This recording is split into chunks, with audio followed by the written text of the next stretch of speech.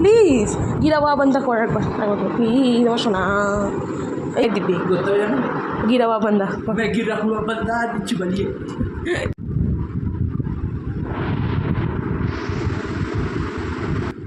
ও বোন কেমন লাগছে হাওয়া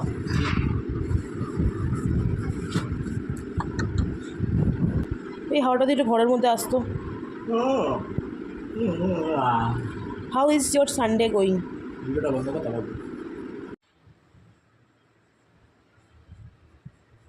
আমাকে দেখা মাথা মাথা এগুলো দিয়ে